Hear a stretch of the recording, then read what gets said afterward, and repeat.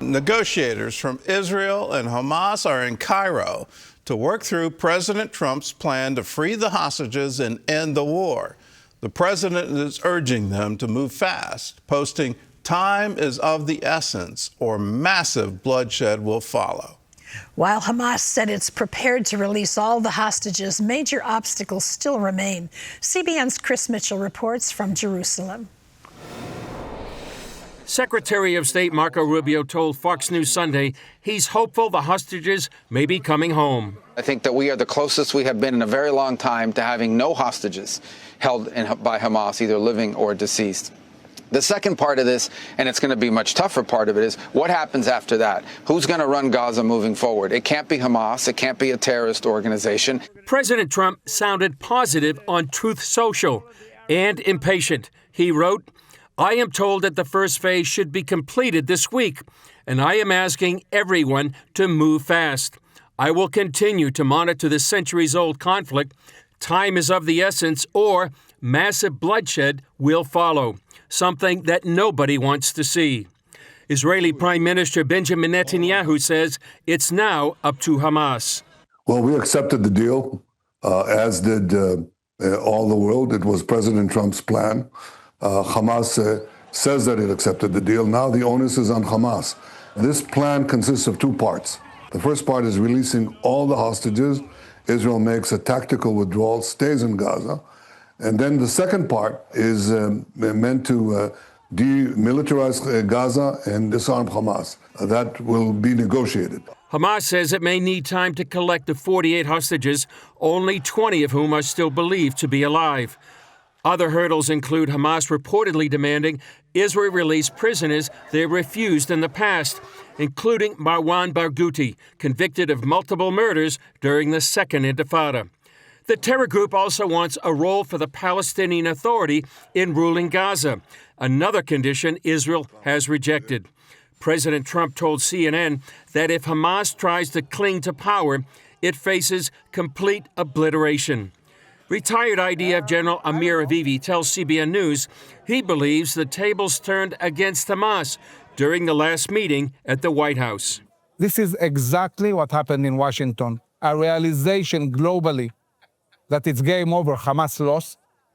Even if we don't see yet Hamas laying down the weapons, already lost. The IDF is controlling 80% of Gaza completely. 900,000 people left the city and the city is surrounded.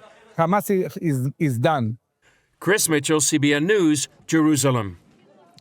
Well, Michael Oren is the former Israeli ambassador to the United States. He joins us now from New York City. So, Ambassador, it doesn't seem like Hamas is really accepting this deal. What are your concerns about the negotiations? Good morning. Always good to be with you, Gordon. The concerns was that Hamas will drag its feet, as it always will, and that Hamas will overplay its hand, and I'll explain. The president has given a deadline, more or less, of this week, where Hamas has to agree to release all of these hostages, living and deceased, and Hamas will then demand a quid pro quo. What is Israel willing to give? How many of these murderers is Israel willing to release from its prisons? But most importantly, from Hamas, will the world allow Hamas to keep its guns, and will the world allow Hamas to remain in Gaza? Now, according to the 20-point plan of President Trump, Hamas has to give up its guns. Hamas has to leave Gaza. So the question is, Hamas is going to try to water down those 20 points as much as it can. And even if, the president has given Hamas a chance to surrender or live, Hamas will overplay its hand by trying to exact further concessions.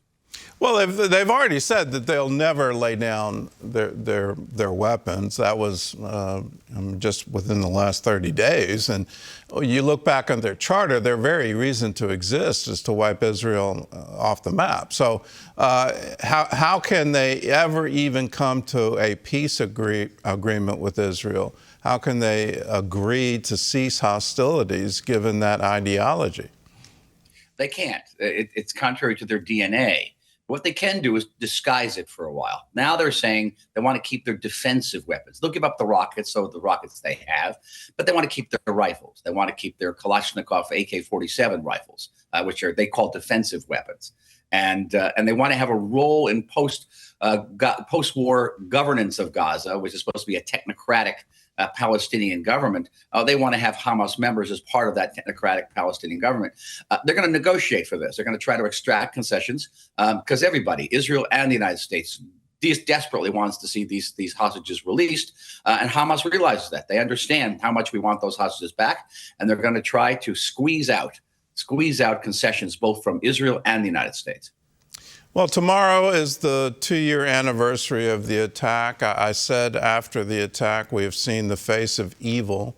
But it seems like truth has been stood on its head. And I'm seeing all of these protests across Europe, across the United States, in places of higher education, people that you think are educated and aware of the history. What's at stake here for Israel? It seems that the military war is being won, but the propaganda war is being lost. That is true. That is true. But, if you lose a military war, and coming back from a loss of a military war is very, very difficult. Sometimes it's impossible. Coming back from a PR loss can be rectified over time. And one point thing is to keep in mind, Gordon, is that this is not just a war for Israel's survival. It's a war for the survival of our common civilization. These people who are calling for Israel's destruction, ask them whether they love the United States. Ask them whether they love France or Great Britain. They hate these countries. They burn the flags. And every time you see a pro-Israel demonstration, you'll see American flags flying and people saying thank you to the police and thank you to the U.S. military. It's very different. What's at stake here is a true Armageddon battle between good and evil. And I think you phased it just right. How do we counter the propaganda war? Because it's amazing to me. I'm hearing professors in universities in the United States, and they're actually saying we should struggle against the U.S. because of its support for Israel. And so that's advocating, in my view, I mean, they would probably argue in court, no, we didn't really mean that by the word struggle. But it looks like they're advocating for some kind of violence against the U.S. Because of its stand on Israel.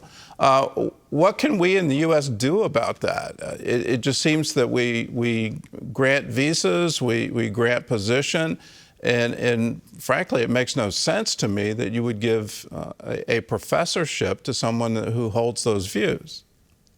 Well, I think rectifying that situation is very difficult because of the tenure system. In these universities, professors, as they retire, will choose their successors. And quite naturally, they'll choose the successor who agrees with that position. So these anti-Israel, anti-American positions get passed on through professor, generations of generation. And unfortunately, they percolate down into their students. And this is what we've seen, not just over the last 2 years, but over the last almost 60 years, since the youth revolutions of the 1960s. And you have to change that system fundamentally. There are wonderful universities that are very pro-American, very pro-Israel. There's the University of Austin, the University of Texas. Many Southern universities are very different in their outlook toward Israel and the United States. But I stress, this is not just a struggle for Israel's security and existence. It's a struggle for the United States of America. And in these universities, the Department of American Studies have become departments of anti-American studies. And go find a professor who will go up and say, I love this country, love Israel, I'm willing to fight for it. Well, how has Israel's standing changed in the Middle East? On one hand, it looks like the propaganda war it's losing, but on the other hand, it looks like it's gaining ground and gaining recognition, and there's real potential for peace in the Middle East. What's your view? My view is that everything we know about international relations, sometimes even human relations, when it comes to the Middle East, you have to put them aside. The Middle East has its own rules. And in the Middle East, people respect what they call the strong horse. They don't respect the weak horse. And yes, Middle Eastern governments will criticize Israel's conduct of this war in Gaza and on other fronts. They have public opinion, even if they may not be democratic countries. But they will respect Israel if it shows strength. If Israel prevails over Hamas, you will see that the Abraham Accords forged by President Trump during his first term will expand. And you will see peace between Israel and Saudi Arabia. I believe is possibly peace between Israel and Lebanon, even peace between Israel and Syria. And through the Saudi peace, the Saudi government is the most prestigious in the Muslim world. You could have peace between Israel and the largest Muslim countries in the world, which are Indonesia and Pakistan. Well, I pray for that future, and I look forward to it. You left Iran off that list. Is there any hope for peace with that country? There is indeed, and I think that when the Iranian people rise up and throw off the yoke of this truly evil regime in Iran, that we can go back to what we used to have. We used to have a very close relationship with Iran. It used to be one of our closest friends in the 1960s and 70s. We can go back to that. The Iranian population is overwhelmingly pro-Western, and I believe that they want peace with Israel as well. All right. Ambassador Oren, thanks for your insight, and thanks so much for joining with us.